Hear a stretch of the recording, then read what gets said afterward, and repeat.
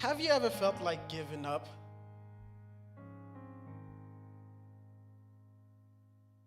Let's use this word. Have you ever felt like quitting? It could be your work, it could be your school, it could be like life, or even ministry. We all have had the opportunity in our life to feel like something is stressing us out to the point we just want to give up. If I could, I would.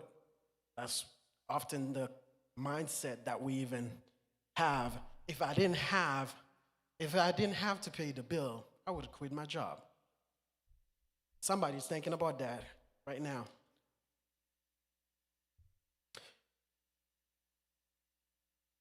This morning, allow me to borrow a title. Too far to give up now. To a man or a woman who feel like giving up, you are too far to give up now. To a person who feels like life has been too tough, but God never said it would be easy. By the way, you are too far to give up now. The purpose of this message is for us to acknowledge that God is at work. And because God is at work, we can't give up on Him, and we can't give up in life because He has a greater purpose for you.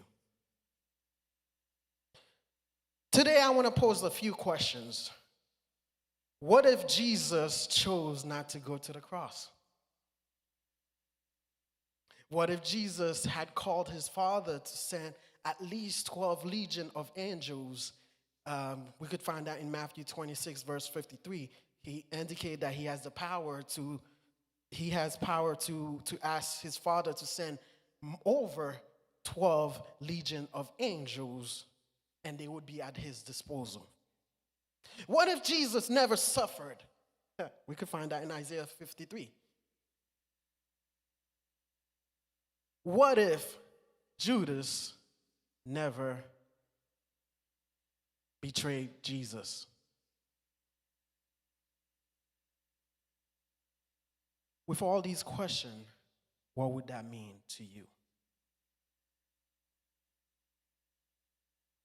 It is necessary that Jesus fulfill all the prophecies to pay the debt for humanity in full. Are you here with me? And for we know our salvation is rooted on the work of the cross. Jesus dying on the cross. And many theologians explain the cup, and it represents the pain, the suffering, the betrayal, and the death.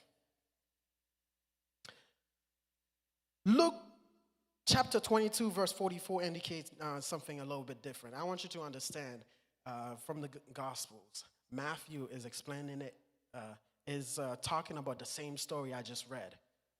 But Luke is looking at it in a physician kind of look. And right this moment, he is talking about Jesus suffering right there and then. He's saying that Jesus is in agony, and his sweat is dropping like blood. Let me put a little bit commercial break real quick. I just want you to understand there is such a symptom.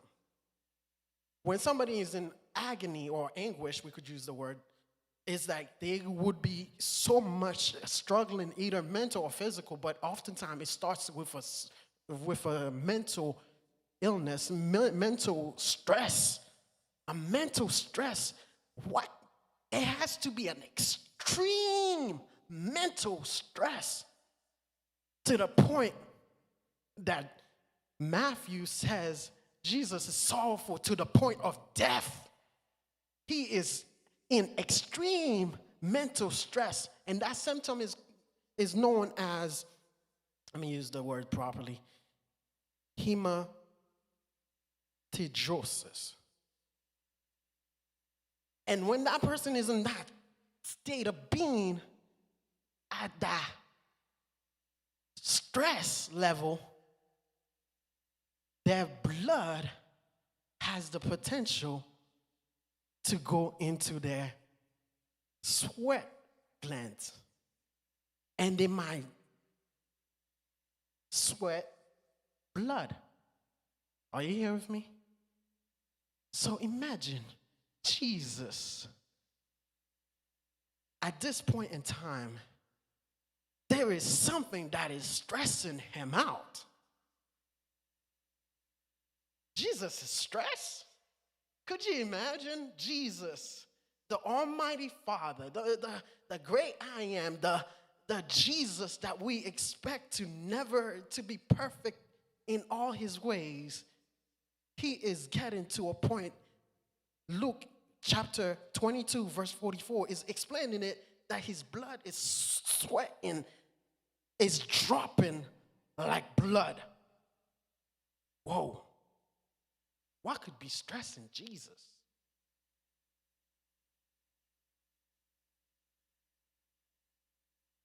Well, let me tell you something. This completely shows that Jesus is fully man.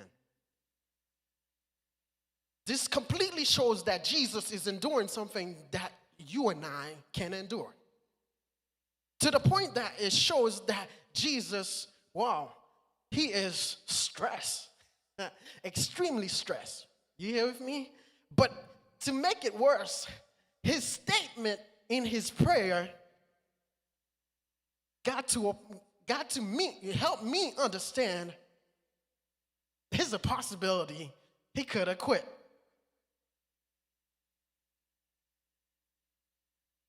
There's a possibility that Jesus could have been like, yo, bro, Father, I love you. Bye. I know I've been good to Judas and all. Yo, this guy's gonna betray me. Not happening today. Or he could have been like, you know what? I know there's gonna be some people that's not gonna receive what you are about to give them. You're about to give them eternal life. They're not gonna even receive it. You're about to take away the sin of humanity through me dying. But there's people that's gonna go back to sin every single day.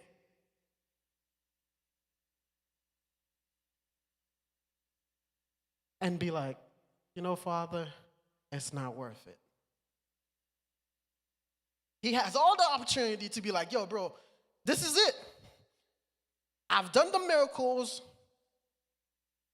You know what? The dead man rose. Yo, I did that. I did everything. I did it all. I got 3 days left. Let's count it. You know what? You don't have to pay me in full, but you could pay me half. You know what? Let's call it 90%. Give me 90% of the dues, because I just did 90% of the work, because like all I just needed to do was just die on the cross, first of all, get betrayed, die on the cross. What? Oh, hold on. Let's bring it back. Because Jesus, in Matthew chapter 22, 20, verse 17 to 19, and it reads like this. As Jesus was going to Jerusalem, he took the 12 disciples and said, look, I'm going to Jerusalem, and the Son of Man will be delivered over to the chief priests and scribes. They will condemn him to death, and they will deliver him over to the Gentile to be mocked and flogged. Oh, wow. Man, he just prophesied it.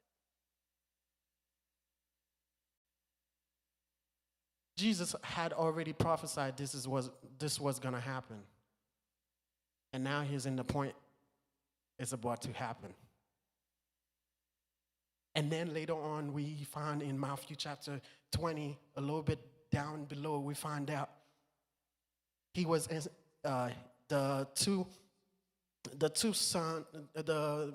mother of the two sons of Zebedee, which is talking about James and John. She went to them. She's like, oh, you know what? Why don't you put when you go to your kingdom, put one of my son on your left, one of my son on the right. And Jesus was like, yo, well, hold on.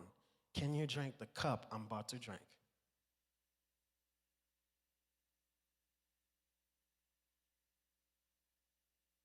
Let's dial it back. So my question for you today, what's in the cup? Let me give you a quick history of the cup. The cupbearer, oftentimes during the time of the kings in Israel, the cupbearer, what he would do is he would taste whatever the drink is. And when the cupbearer would taste the drink, if the cupbearer is still alive, then the king will drink it. You here with me? But if the cupbearer already knows that there is going to be poison in that drink, Jesus just already know that there is a poison in that drink. Jesus already know he was going to suffer.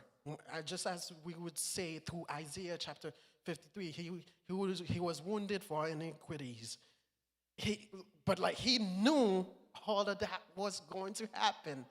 And the chastisement, and it was basically saying that he would hold the pain, the suffering, he would hold the pain of being flogged, and he would bear the pain of being on a cross, and he would bear the pain of dying on a cross. And all the sin of humanity would be upon him.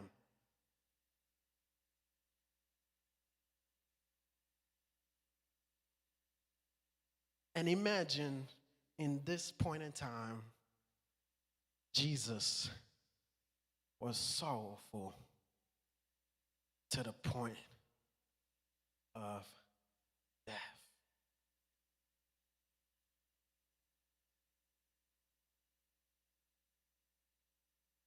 So I'm saying it this way. What's in the cup? Suffering. He would suffer. He would be whipped. He will be humiliated. And he will get to be crucified. And he would die on the cross for you and I. Let me explain death.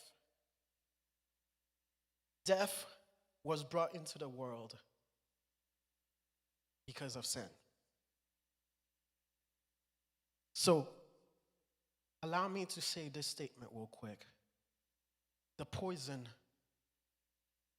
is sin. The poison in this cup is sin.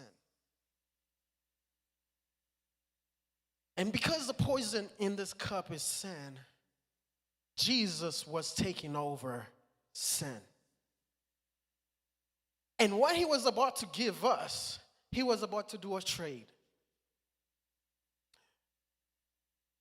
He was about to take the sin of the world so that he can give us life everlasting.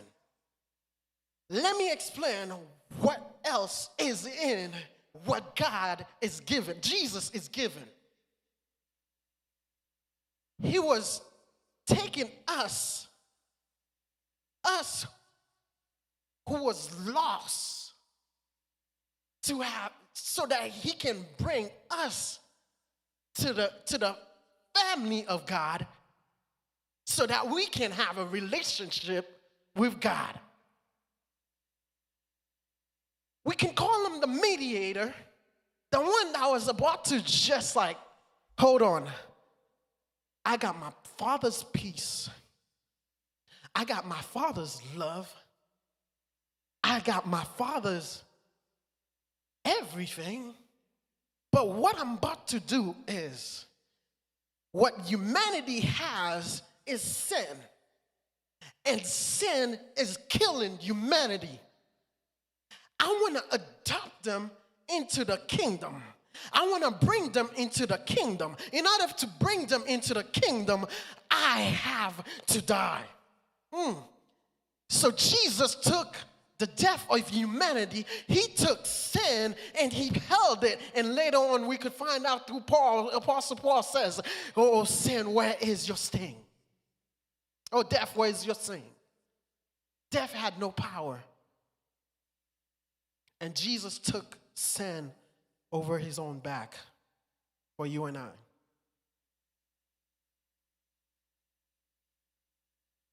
Please bear with me. I have a lot of notes, but I'm trying not to go over it all for the sake of time. Our Savior was fully man in every way. In order for him to be merciful and faithful high priest, he served everybody. And he decided to go on a cross. Hebrews chapter 2, verse 17 shows that he is a merciful high priest. Luke chapter 19, verse 10 indicate that he came to seek and save the lost. And in order for him to accomplish his mission, all the prophecies has to be done.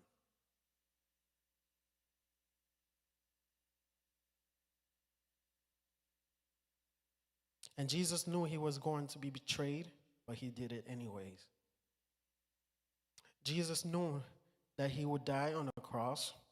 He did it anyways.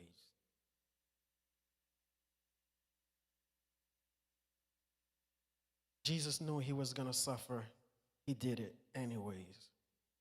He knew there was a poison in the cup, but he drank it anyways.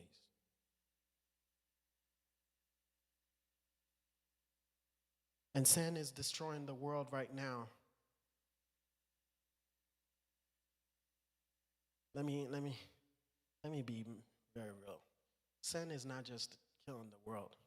Sin is killing the church.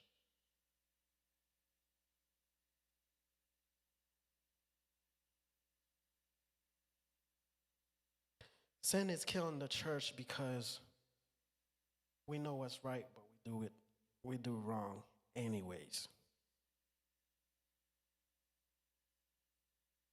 There's a way that seems good to a man, but it brings damnation, in other words.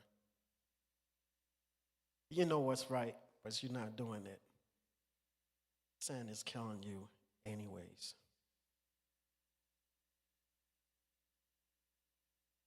Although 3 times Jesus said, if it be possible. As I said, it shows the humanity of Jesus. 3 times, to the point he's like, if it be possible, take this cup away from me. Based on Matthew chapter 26, it says it 3 times. And Jesus was in anguish. Agony. Same word. To the point that his sweat dropped like blood. But why did he do it for you and I? Let me conclude this. There's something about why did Jesus do it. We could say that he did it for you and I because he loved us. But there's a second point to his life.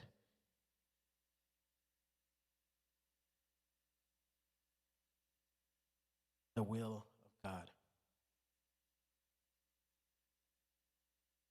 For the will of God. He said, not my will, but your will be done. Have you ever felt like giving up? Have you ever felt like quitting?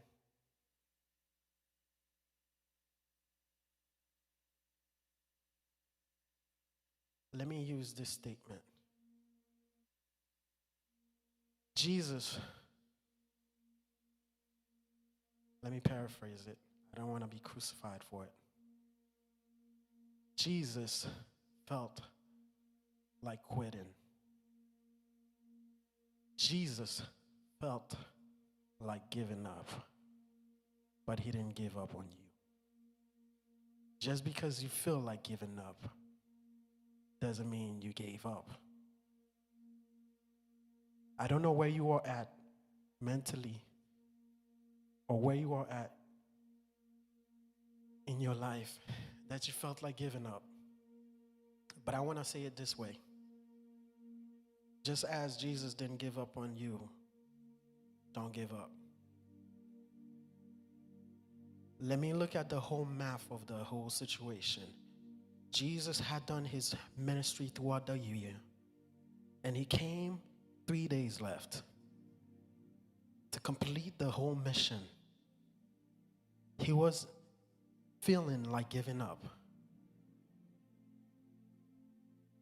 Sorry, those are my paraphrase. He felt like giving up, but he didn't give up because of you and I. To anybody who never heard of who Jesus is, Jesus is the way through salvation. Jesus is the way through everlasting life. Jesus is the way to peace, love, and joy.